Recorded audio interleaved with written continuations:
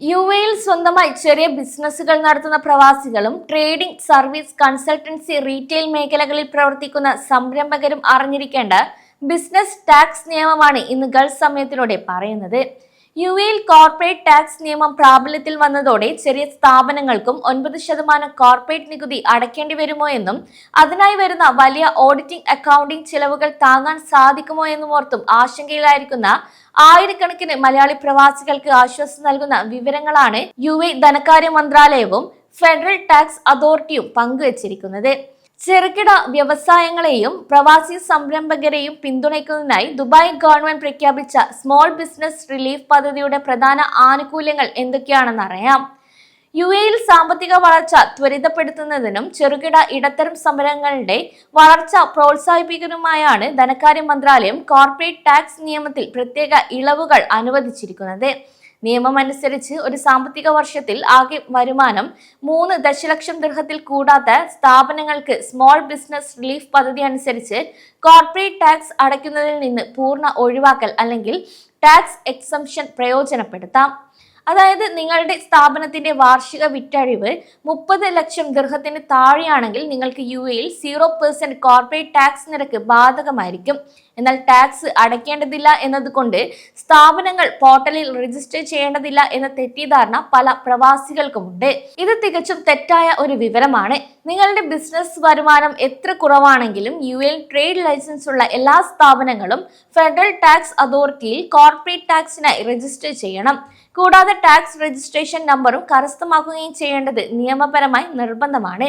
നിശ്ചിത സമയപരിധിക്കുള്ളിൽ corporate tax registration പൂർത്തിയാക്കിയില്ലെങ്കിൽ 10,000 ദിർഹം വരെ കനത്ത പിഴയാണ് FTA ചുമത്തുന്നത്. ഇനി സ്മോൾ ബിസിനസ് റിലീഫ് ഇളവുകൾ ആർക്കൊക്കെയാണ് ലഭിക്കുക എന്ന് നോക്കാം.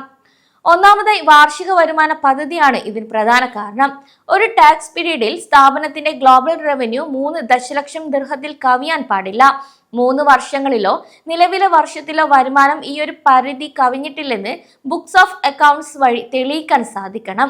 രണ്ടാമതായി യുഎഇ റെസിഡന്റ് പേഴ്സൺസ് ആണ്. യുഎയിൽ രജിസ്റ്റർ ചെയ്ത മെയിൻലാൻഡ് കമ്പനികൾ, ഫ്രീ സോൺ കമ്പനികൾ കൂടാതെ വാണിജ്യ പ്രവർത്തനങ്ങളിൽ ഏർപ്പെടുന്ന വ്യക്തിഗത ബിസിനസ്സുകാർ എന്നിവർക്ക് ഈ ഒരു ആനുകൂല്യം ലഭിക്കും. മൂന്നാമതായി മൾട്ടിനാഷണൽ എന്റർപ്രൈസസ് അല്ലെങ്കിൽ യോഗ്യതയുള്ള ഫ്രീ സോൺ വ്യക്തികൾക്ക് ഈ ഒരു ഇളവിന് അർഹരല്ല എന്നതാണ്. വൻകിട ബഹുരാഷ്ട്ര കമ്പനികളുടെ ശാഖകൾക്കും പ്രത്യേക ടാക്സ് ഇളവുകൾ ആസ്വദിക്കുന്ന ഫ്രീ സോൺ സ്ഥാപനങ്ങൾക്കും ഈ ഒരു സ്മോൾ ബിസിനസ് റിലീഫ് പദ്ധതി പ്രയോജനപ്പെടുത്താൻ സാധിക്കില്ല. നാലാമതായി ടാക്സ് റിട്ടേൺ ഫയലിംഗ് ആണ്. 3 ദശലക്ഷം ദിർഹത്തിന് താഴെ വരുമാനമുള്ള ബിസിനസ്സുകൾ നികുതി അടയ്ക്കേണ്ടതില്ലെങ്കിലും ഓരോ സാമ്പത്തിക വർഷവും അവസാനിച്ച ശേഷം 9 മാസത്തിനുള്ളിൽ ഫെഡറൽ ടാക്സ് അതോറിറ്റിയുടെ സർവീസസ് പോർട്ടൽ വഴി കോർപ്പറേറ്റ് ടാക്സ് റിട്ടേൺ സമർപ്പിക്കുകയും സ്മോൾ ബിസിനസ് റിലീഫ് തിരഞ്ഞെടുക്കുകയും ചെയ്യേണ്ടതുണ്ട്. പ്രവാസി സംരംഭകർ അടിയന്തരമായി പാലിക്കേണ്ട പ്രധാന നിബന്ധനകളും നിർദ്ദേശങ്ങളുമാണ് ഇനി പറയുന്നത്.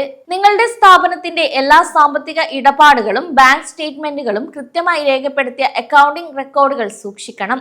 ടാക്സ് എക്സംഷൻ അവകാശപ്പെടാൻ അക്കൗണ്ട് ബുക്കുകൾ കയ്യിലുണ്ടാകേണ്ടതും അത്യാവശ്യമാണ്.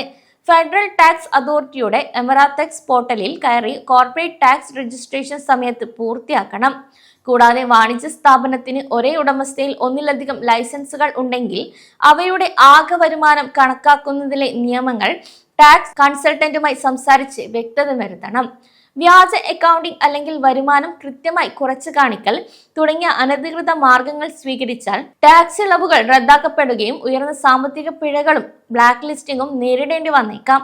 അതിനാൽ ദുബായ്, അബുദാബി, ഷാർജ തുടങ്ങിയ എല്ലാ എമിറേറ്റുകളിലും ചെറുതും വലുതുമായ ബിസിനസ്സുകൾ നടത്തുന്ന മലയാളി പ്രവാസികൾക്ക് അവരുടെ സംരംഭങ്ങൾ സുരക്ഷിതമായി മുന്നോട്ട് കൊണ്ടുപോകാൻ ഈ ഒരു ഇളവുകൾ വലിയ സഹായമാണ്.